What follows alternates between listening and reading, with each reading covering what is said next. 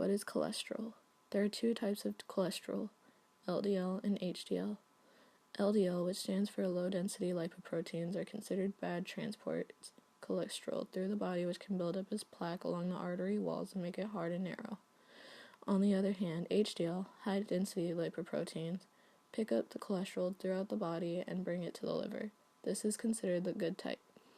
These lipoproteins both serve to carry cholesterol and triglycerides around the body.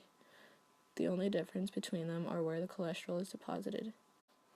Structure and function. What sets LDL apart from HDL is that LDL is made up of 50% cholesterol and 25% protein, whereas HDL only has 20% cholesterol and 50% protein.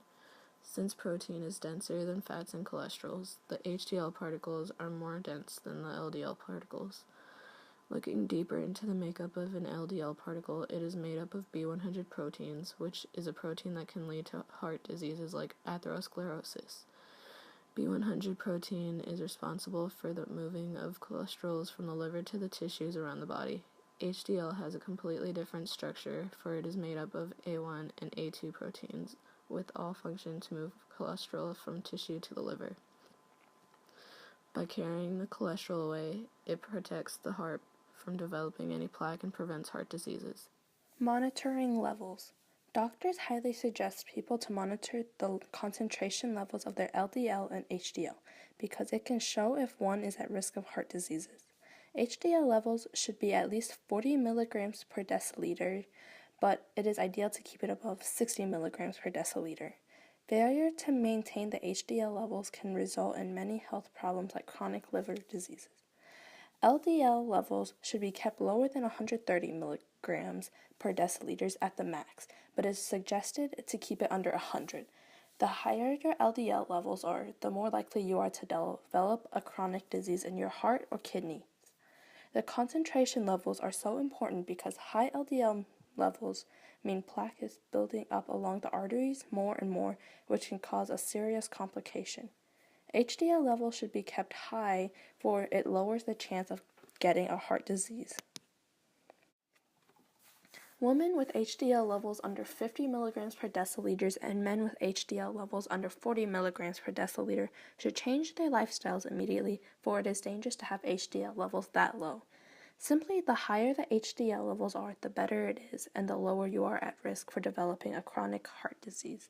The lower the LDL levels are, the better, for it also lowers the risk of developing a heart disease. It is suggested to test your HDL and LDL levels between the ages 35 and 40, but some doctors even recommend being tested as young as 20.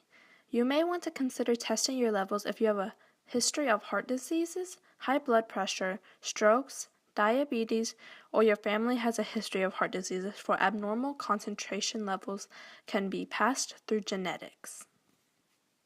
Changing your HDL and LDL levels for the better isn't as difficult as many think it is. First, you can start off by changing your diet to eating more omega-3 fatty acids and soluble fibers. Omega-3 fatty acids can be found in salmon, mackerel, walnuts, almonds, and other fish and nuts. This power particle is shown to reduce triglyceride, which is a fat that builds up like plaque, similar to cholesterols. Triglyceride is seen to directly correlate with high LDL concentrations. Thus, by cutting the triglyceride, LDL levels will naturally lower. Soluble fibers include veggies and fruits, which are all good for your overall health. Exercising, losing weight, and quitting smoking can all improve your HDL and LDL levels, all for the better.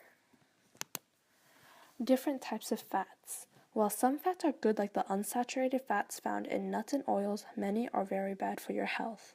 The saturated fats found in butter, desserts, and other unhealthy foods should be avoided, for these fats tend to clog the arteries. The saturated fat intake should be less than 6% per day. Trans fat should be consumed in very little amounts and not consumed at all if possible. These fats found in processed foods clog the arteries the most, as well as raise the LDL levels and lowers the HDL levels the most. Saturated fats and trans fat are considered much more unhealthy, for they take shape as a solid in room temperature, making it easier to block the arteries. Unsaturated fats, on the other hand, are liquid at room temperature, thus they flow much easily.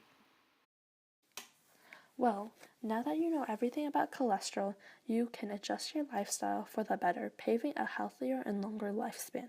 Just remember high HDL levels and low LDL levels, and you are ready for a healthier life.